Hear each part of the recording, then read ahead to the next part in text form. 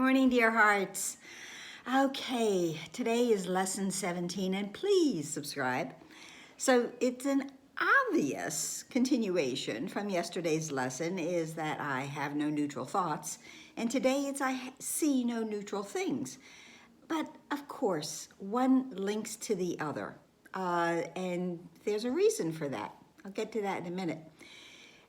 This lesson brings forth, again, we've had it before, but it's going to come back to us multiple times until we really understand that it is always the thought that comes first. I have the thought and then I see it. So I see no neutral things, obviously, because I have no neutral thoughts. Now, why don't I have any neutral thoughts? Or how could I when the world that I perceive around me was not based on neutrality? This world came up and appeared into my consciousness because of judgment and grievances. So a world that is built on the foundation of grievances and AKA fear, then how could anything be neutral? Because everything is going to have to be tinged by the base thought, the foundational thought that started all of it. And the foundational thought for this world is one of fear. So it is always the thought that comes first. That's really important, and that's difficult sometimes to really understand at first, because I know I always would say, but I saw it and then I had a thought about it. But I actually had the thought about it whether or not I was really aware of it, and then I saw it.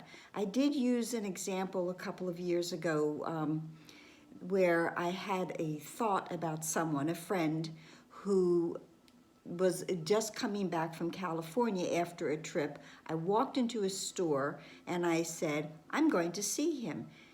And I had no real basis for that, but I had the thought, and I turned the corner. It was a grocery store. I turned the corner of the grocery store, and there he was. He had just arrived back into Florida the night before, and there he was. But I didn't know his itinerary. I didn't know anything.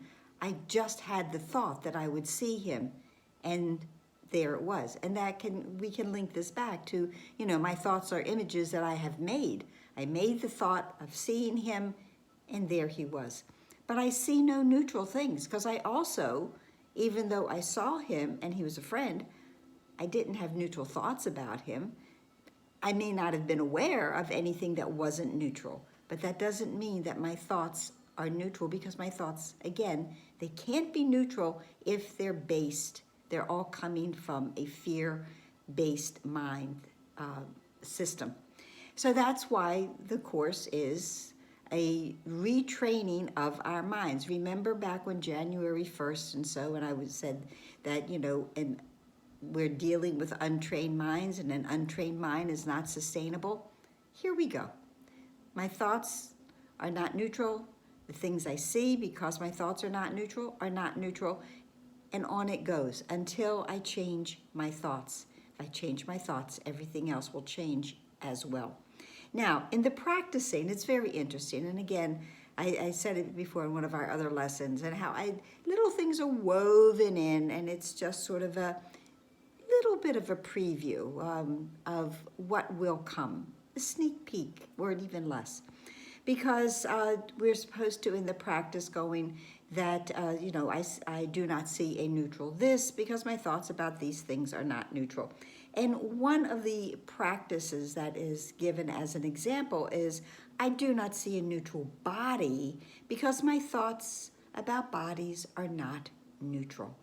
And just take that in for a moment, and we know that we have nothing but non-neutral body thoughts about ourselves, about others. This all will come into play towards the second part of this first part of the workbook, towards the end, when we go much deeper into that. And it is coming to the recognition of who and what we truly are. So, that's it, really. In doing the practicing, again, Don't eliminate anything by choice, and don't necessarily include something specific. Allow your mind to do the work, to look around the room and say, my thoughts about chairs are not neutral. My thoughts about bodies are not neutral. So I hope this helped. Please like, please share, please subscribe, please comment, and please be here tomorrow. Namaste.